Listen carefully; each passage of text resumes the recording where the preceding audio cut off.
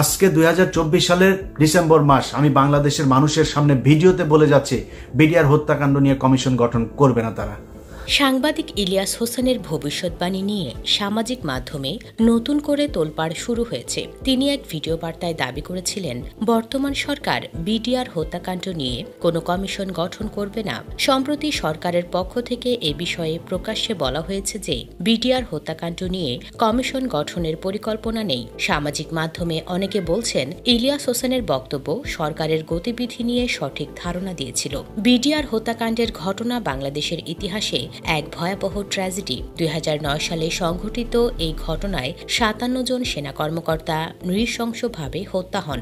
এই ঘটনা নিয়ে দীর্ঘদিন ধরে বিচার প্রক্রিয়া চললেও একটি নিরপেক্ষ কমিশন গঠনের দাবি বারবার উঠেছে। অনেকেই প্রশ্ন তুলছেন, এমন একটি জাতীয় গুরুত্বপূর্ণ ইস্যুতে কেন কমিশন গঠন হয়নি? এদিকে বিষয়টি নিয়ে সামাজিক মাধ্যমে সাদিকুর রহমান খান লিখেছেন, 2009 সালে শহীদ হওয়া 58 জন সেনা অফিসার হত্যার বিচার এই দেশের স্বাধীনতার লিটমাস পেপার। যেই সরকার এই বিচার করতে পারবে না, সেই সরকারের জন্য এই দেশের জনগণ ম্যান্ডেট দেয় নাই। স্বরাষ্ট্র উপদেষ্টার স্পষ্ট করে বলতে হবে কেন কমিশন গঠনের সিদ্ধান্ত থেকে সরে আসা হলো। স্পষ্ট না বলতে পারলে পদত্যাগ করুক। ডক্টর ইউনূস বারবার বলেন, ওনার সরকারের লোকজন নাকি কেউ থাকতে চান না, সবাই চলে যেতে চান। ক্ষমতার কোনো লোভ নাকি তাদের নেই। যেই উপদেষ্টা বিচার তো দূরের কথা, একটি কমিশন পর্যন্ত করার সাহস রাখে না, সেই উপদেষ্টার পদে থাকার দরকার নাই। ঘরের বউয়ের আঁচলের নিচে থাকুক। কোনো দেশের কথা শুনে তো এই বিপ্লব হয়নি। অসীম সাহস নিয়ে হাসিনাকে তাড়াইয়া এদের ক্ষমতায় বসানো হয়েছে এইসব তামাশা দেখার জন্য। সামাজিক মাধ্যমে সাদিক মাহবুব ইসলাম লিখেছেন, বিডিআর হত্যাকাণ্ড নিয়ে কমিশন গঠনের সিদ্ধান্ত থেকে সরে এসেছে সরকার। বলা হয়েছে, ইতোমধ্যে 2টি মামলা চলমান আছে, তাই কমিশন গঠন করা হচ্ছে না।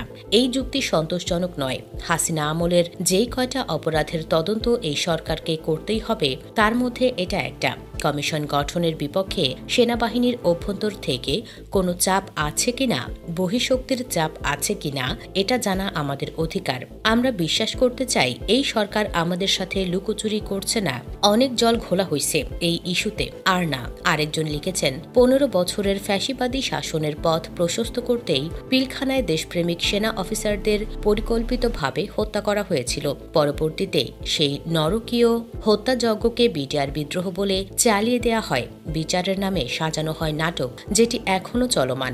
অন্তর্বর্তীকালীন সরকার দায়িত্ব নেয়ার পরে আমজনতার প্রত্যাশা ছিল একটি কমিশন গঠন করে পূর্ণাঙ্গ তদন্তের মাধ্যমে খুনিদের বিচার করা হবে।